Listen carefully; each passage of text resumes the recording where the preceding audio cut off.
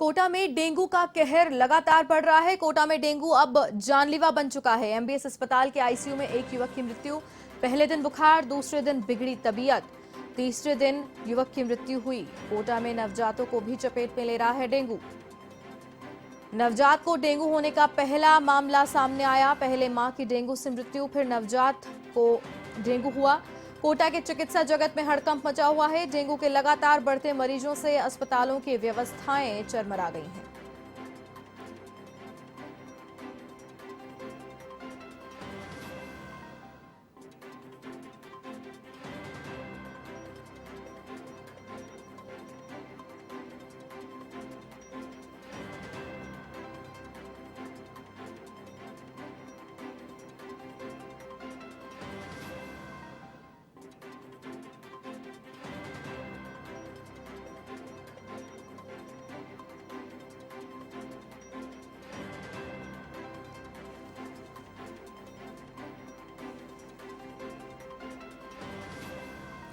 तो आपको बता दें कि कोटा संभाग में लगातार डेंगू अपने पैर पसारता जा रहा है, जानलेवा साबित हो रहा है और अब नवजातों को भी नहीं बख्शा है। अब धीरे धीरे नवजातों में भी संक्रमण फैल रहा है। एमबीएस अस्पताल में हाल ही में एक युवक की डेंगू से मृत्यु हुई है। 3 ही दिन में इतना घातक बन गया कि युवक की जान ले ली। तीसरे ही दिन युवक की मृत्यु हो गई और लगातार डेंगू के मरीज सामने आ रहे हैं और अब नवजातों को भी अपनी चपेट में लेता हुआ नजर आ रहा है। डेंगू घातक साबित होता जा रहा है। शुरुआत ही में अगर इलाज करवा लिया जाए तो जान बचाई जा सकती है, लेकिन जरा सी लापरवाही भारी पड़ती हुई दिखाई दे रही है और इसी वजह से चिकित्सा महकमे में भी हड़कंप मचा हुआ है। विस्तार से जानकारी लेंगे कोटा में चल रहे हालातों की, स्वास्थ्य हालातों की। हमारे साथ ब्यूरो चीफ कोटा से जुड़ रहे हैं प्रणय विजय। प्रणय, विस्तार से हमें जानकारी दें। डेंगू लगातार अपने पैर पसारता जा रहा है, खासकर कोटा की अगर बात की जाए तो स्थिति काफी गंभीर है। जी भारती, डेंगू अब कोटा में जानलेवा हो गया है। अब तक जो मौतें नहीं हो रही थी डेंगू से, लेकिन अब डेंगू के गंभीर मरीज अस्पतालों में आ रहे हैं। जी। एमबीएस के अस्पताल में कल एक रोगी की मौत हो गई। स्टेशन के हुसैनी नगर का निवासी थे इमामुद्दीन, जिनको 2 दिन से बुखार था। तो पहले दिन तो उन्हें बुखार आया, दूसरे दिन तबीयत बिगड़ी और तीसरे दिन उनकी मौत हो गई। मतलब लगातार जो आंकड़ा है मौतों का, अब वो बढ़ने लगा है कोटा में। मरीज के प्लेटलेट काउंट केवल 7,000 थे और जो लगातार जो डेंगू के मरीज आ रहे हैं कोटा में, वो 30 मरीज हैं।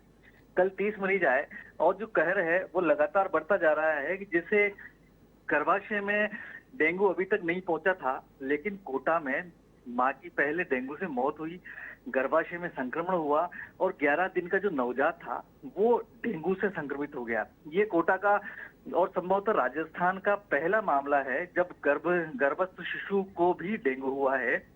डेंगू के मामले लगातार आ रहे हैं, हर वर्ग चपेट में आया है, लेकिन इस तरह का जो मामला है गर्भस्थ शिशु का, ये पहली बार है क्योंकि नवजात में डेंगू होने के बहुत कम चांसेस होते हैं। जी। चिकित्सक ने बताया है कि नवजात में डेंगू हो सकता है, लेकिन ये मतलब बहुत ही कम होता है, रेयर केस है। जी। गर्भाशय में नवजात संक्रमित हो जाता है तो संक्रमण प्लेटेंसा यानी नाल के माध्यम से प्रवेश हो सकता है। जो विभागाध्यक्ष हैं जेके लोन अस्पताल के, उनका कहना है कि प्रसव के होने के 10 दिन पूर्व ऐसा होने की आशंका रहती है। इससे पूर्व मां संक्रमित होती है तो डेंगू संक्रमित नहीं हो सकती है। ऐसे में गर्भवतियों को प्रसव से पूर्व सावधानी बरतने की आवश्यकता है। मतलब कुल मिलाकर कोटा में गंभीर मरीज आ रहे हैं। कोई किसी की मौत हो रही है, कोई गर्भस्थ शिशु संक्रमित हो रहा है। अस्पतालों के पूरे वार्ड फुल हैं।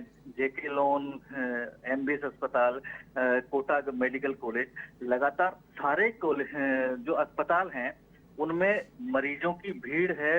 एक्चुअली में जैसे बाढ़ आ गई हो मरीजों की, इस तरह के हालात यहाँ पर हैं, जिस वजह से थोड़ी समस्याएं क्रिएट हो रही हैं और मतलब चिकित्सा जगत काफी सख्ते में है इस मामले को लेकर। प्रणय, जी हमें ये भी बताएं कि वो कौन से कदम हैं जो स्वास्थ्य विभाग की ओर से उठाए जा रहे हैं इन संक्रमण को कम करने के लिए। क्या फॉगिंग करवाई जा रही है, क्या क्या प्रचार प्रसार किया जा रहा है, जागरूक किया जा रहा है क्या लोगों को वहां पर या नहीं? लोगों को लगातार जागरूक किया जा रहा है, सरकार की तरफ से राहत दी जा रही है, चिकित्सा विभाग ने सैंपलिंग भी लगातार कर रहा है, घर घर जाकर डोर टू डोर सर्वे कर रहा है। हम्म। लेकिन जो देखने में आया है, कोटा में डेंगू के जो लगातार मामले सामने आ रहे हैं और इसके साथ जब मौतें होने लगी हैं, इसके बावजूद चिकित्सा विभाग थोड़ा बेखबर नजर आ रहा है। हैरानी की बात तो यह है कि डेंगू से इस तरह की मौतें हो गई हैं, लेकिन चिकित्सा विभाग इन मौतों को छिपा रहा है। इससे जी। पूर्व में भी इस तरह के मामले सामने आ चुके हैं, इसकी भी चिकित्सा विभाग के अधिकारियों ने कभी पुष्टि नहीं की। लेकिन यही वजह है कि जो सरकारी रिपोर्ट में अभी तक डेंगू से मौत होना नहीं बताया है, जबकि 1400 से ज्यादा मरीज कोटा में डेंगू के सामने आ चुके हैं और कई लोगों की इसमें मौत हो चुकी है। पहली मौत जो कल ये जो प्रकाश में आई है जी। मीडिया की वजह से, इसको कोटा के चिकित्सा विभाग ने माना है कि ये डेंगू की वजह से मौत हुई है इस मरीज की। अदरवाइज लगातार चिकित्सा विभाग की तरफ से सैंपलिंग तो हो रही है, डोर टू डोर सर्वे हो रहे हैं, जो फॉगिंग की जा रही है, दवाइयां डाली जा रही है, जो डेंगू के लार्वा जिनके यहाँ मिल रहे हैं उन्हें नोटिस दिए जा रहे हैं। लेकिन फिर भी ये सब कार्रवाई जो है वो कागजी नजर आ रही है। वो इसलिए कि डेंगू अभी तक बेकाबू है।